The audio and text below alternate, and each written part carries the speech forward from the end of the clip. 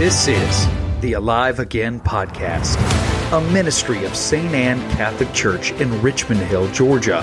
On this podcast, you will find homilies and talks by Father David, our pastor, and guest homilies from visiting priests. I have a friend who loves to travel, and one of the things on his bucket list was to spend vacation in Dominican Republic. And he was so excited. He did all the planning. He saved enough money for the trip.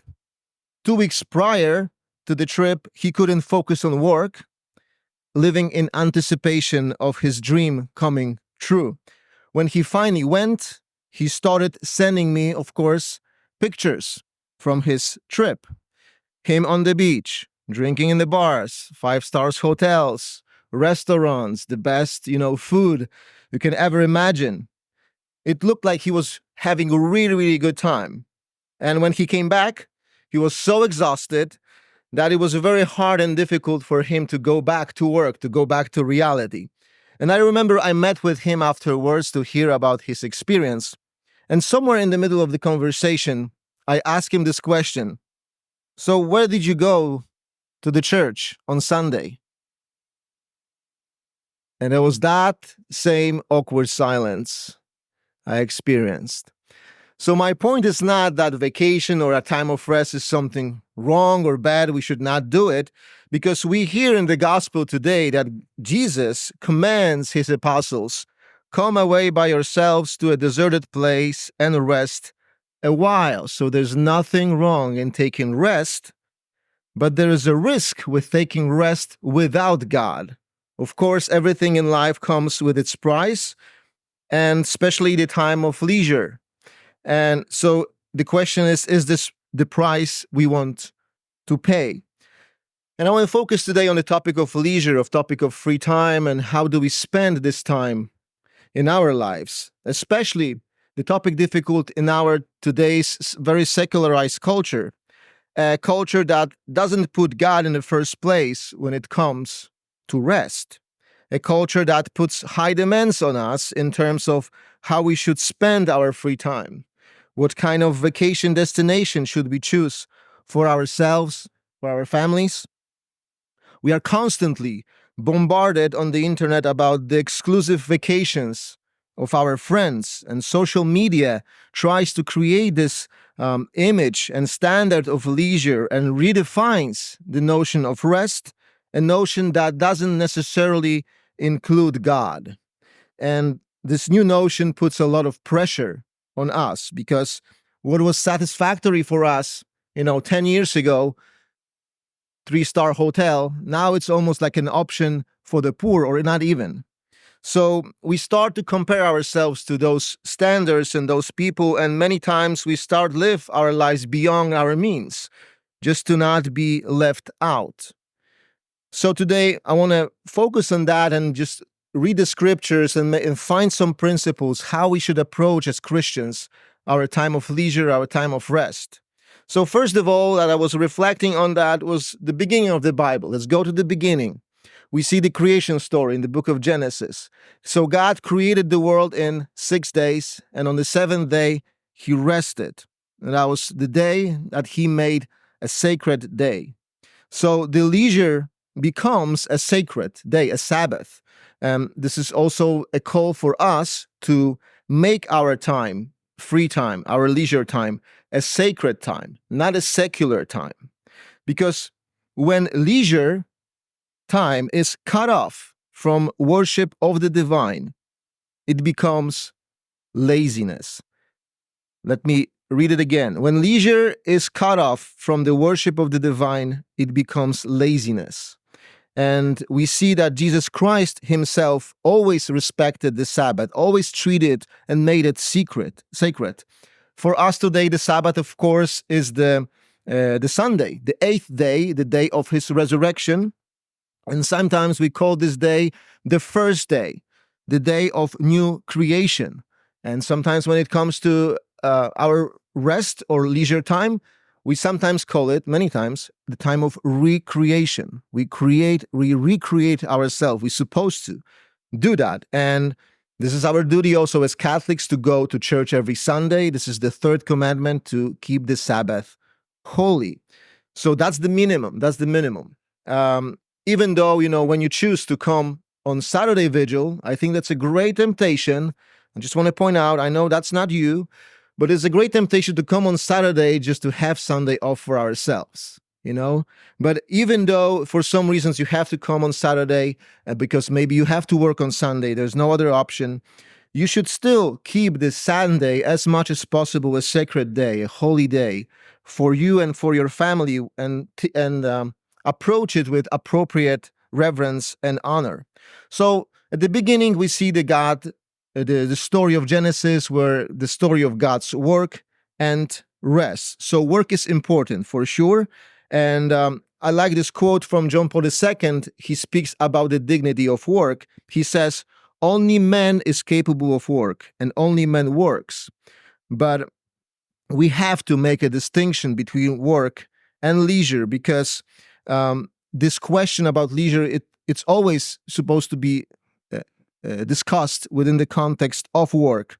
But work, we know that's not everything that we have. Of course, we have to love what we do, we have to enjoy, but we have to also be careful to not become workaholics. There's a philosopher, Joseph Piper. In his book on leisure, he makes an interesting point about work and the dangers of treating work as to the extent that this is the only thing that we have. He says this: "The world of work begins to become our only world, to the exclusion of all else." So there's this trend, for example, like among the influencers or like YouTubers. I was watching one of the videos and I saw the guy who actually lived in his office building. He had this condominium, whatever, condo or apartment inside his office. So there's no clear distinction between work and leisure. He lives where he works and he works where he lives. And they call it, of course, a lifestyle, right? This is my lifestyle. But it is dangerous for us. Why there is a danger in that approach? And so this philosopher Piper continues: "Man seems to mistrust everything that is effortless. Man seems to mistrust everything that is effortless. He can only enjoy with a good conscience what he has acquired with toil and trouble." And that's the key here. He refuses to have anything as a gift. He refuses to have anything as a gift. In other words, think about God's gift for us. They all are free. If we constantly focus on work and think that everything is done, what we have in our life is done by our own efforts, how can we receive anything from God? And no wonder, the consequences of that could be when you're asked to go to the chapel to pray, for 30 minutes, and you're sitting there doing nothing, and it's almost counterproductive. I don't do anything here, so maybe I'll bring some book and read to Jesus, right? And you're not alone in the struggle. Last month I became a deacon, and I started preaching every day. Thank you, Father David. And so I'm constantly in my head, in my prayer. What is in my prayer? It's a homily, next day homily. So whenever I go to the chapel, I just write the homilies, and it becomes a work. And I called my spiritual director what he thinks about it to ask him for discernment. And he said this: "Your meeting with the Lord is not a business meeting. You should not try to bring your work to the chapel, because you don't go there to pray and to adore yourself, but to adore God. So the homily should be a fruit of my prayer, not a substance of my prayer." And this is the important point about the discernments. Everything you have in life, and you face different choices, you have to discern them in a certain way. The example will be like the Jesus, whenever he goes and he's called to go to the desert to pray, he is led by the Spirit. And of course, we know that the Spirit of God is the Holy Spirit that calls him to do what? To recreate the zeal for God, to reestablish his faith again, to strengthen his faith, to be able to fulfill his mission. And that's what God does with us when we allow him to do. The first reading today from the prophet Jeremiah, listen to these words. I myself, this is God saying this, I myself will gather the remnant of my flock from all the lands to which I have driven them and bring them back to their meadow. There they shall increase and multiply. There they shall increase and multiply. So leisure time, as I mentioned before, it's a recreation time to recreate ourselves in the image of God, to increase and to multiply the gifts of our faith. So what do we do when it comes to leisure time?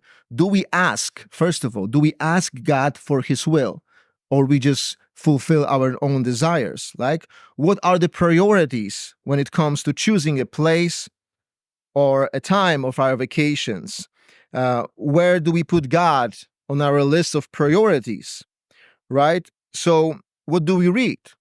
What do we listen to? What do we watch? Are these things the one that inspire us, brings us closer to him? Sometimes we might choose to go for a pilgrimage for our vacation time.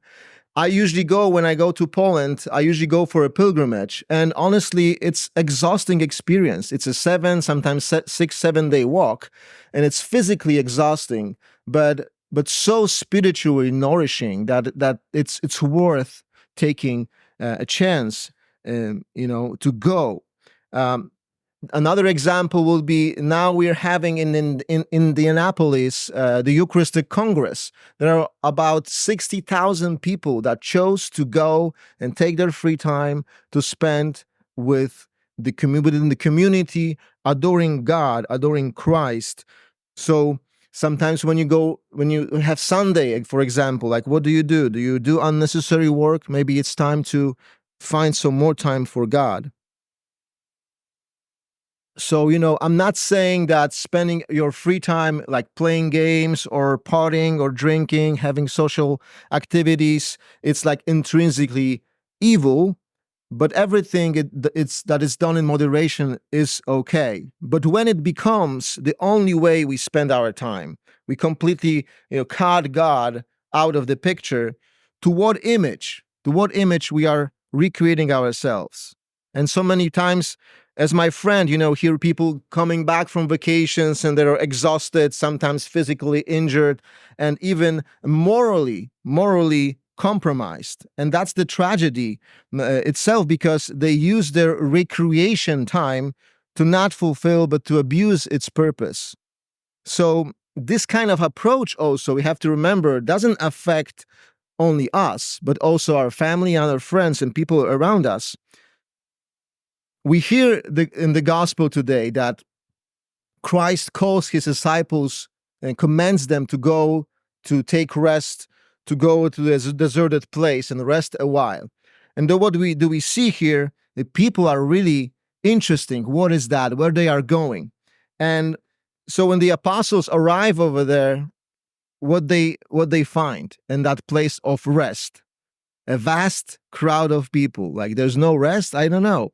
Maybe the time with Jesus is always a restful time. Maybe that's the message. But what it happens afterwards is amazing. When you keep reading the Gospel of Mark, the next passage is feeding of 5,000. So in this setup of time of rest with Jesus performs the greatest miracle of multiplication. So the leisure, when it's done in the context of community with Jesus, enriches us as Christians, and it rejuvenates our identity and who we are. So, because we have to be careful. We have to be careful to not forget who we are in the time of rest. So we should never sacrifice our identity, our vocation, but take this opportunity to be ourselves with Christ, because only in his presence we can increase. So if you are a father, if you are a mother, if you're a son, daughter, any profession, any vocation that you're called to be a better father, be a better mother. Use this time of leisure to increase your identity, understand it more, go deeper in your discernment. So this applies to each one of us. I'm a deacon, and probably the last thing you want to see me is, casino in Las Vegas, gambling all night, right? That would not increase my homilies, like my prayer life. And for another example, bachelor's parties, right? The people who go for bachelor's parties, they're a week before their marriage, and I would say they should call these weekends, let's lose everything in one night. How about that? So they prepare themselves to everything, but not marriage. I can guarantee you that. And some people choose a vacation destination at the resorts that are so paganized that no good living Christian should be seen there. And it would be even worse for parents to allow their children to choose to spend their vacation in those places where they are in danger of offending God, exposed to so many temptations, in the end exposed to grave sin, and then suffer the consequences of their choices. Our sins will be forgiven. Everything that we do, we go to confession and it's deal done. But the consequences always stay. We always suffer the consequences. So these parents have on their conscience not only their own sins, but also the sins of their children.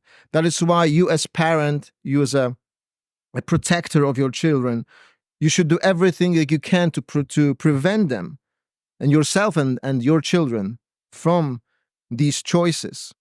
And of course, this time of rest should never be taken as an absolute, to the extent that we rest from everything, including ourselves, because that endangers our souls, our identity, and we run into a risk of self-condemnation.